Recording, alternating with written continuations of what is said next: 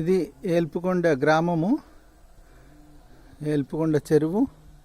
మరియు దాని పక్కన మనకు కనిపిస్తుంది కదా అక్కడ తెల్లగా,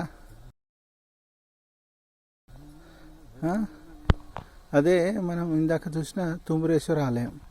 మనం ఇప్పుడు ఇదే ఊళ్ళో ఉన్న పెద్ద గుట్ట మీద ఉన్న రామాలయానికి వచ్చాము. ఈ కొండపైన కూడా ఇక్కడ స్థానిక పూజారులు ఉంటున్నారు. శ్రీరామ రామ రామేతి రమే రామే మనోరమే సహస్రనామ తత్తుల్యం రామనామ వరాననే. క్షేత్రపాలకుడు ఆంజనేయుడి దర్శనమిది.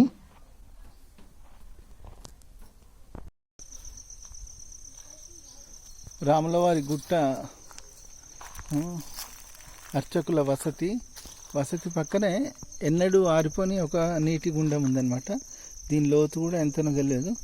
మొత్తం 365 days 24/7 ఇదే రేంజ్లో వాటర్ ఉంటాయి.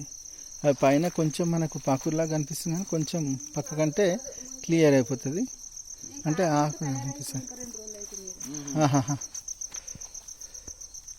ఈ నీటి గుండంలోని నీటినే ఇక్కడ ఆలయానికి మరియు పురోహితుల కనీస అవసరాలకి ఈ గుండంలో నీటినే ఎల్లప్పుడూ వాడుకుంటారని ఇక్కడి వాళ్ళు చెప్తున్నారు.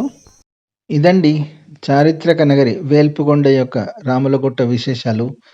ఈ గుట్టపై మాత్రం రాక్ ఫార్మేషన్స్ చాలా అద్భుతంగా ఉంటాయి, చూపర్లను ఇట్టే కట్టిపడేస్తాయి. ఇది మనం గుట్ట ఎక్కుతుంటే మొదటి మలుపులో అందమైన పార్శ్వనాథుడి విగ్రహం చెక్కబడి ఉంది. అది కూడా మీకు చూపిస్తాను, పదండి. Thank you for watching. మరిన్ని మంచి చారిత్రక విశేషాల కొరకు నా ఛానల్ను ఫాలో అవ్వండి. ఇప్పటివరకు సబ్స్క్రైబ్ చేసుకోకుండా నా ఛానల్ సబ్స్క్రైబ్ చేసుకోండి.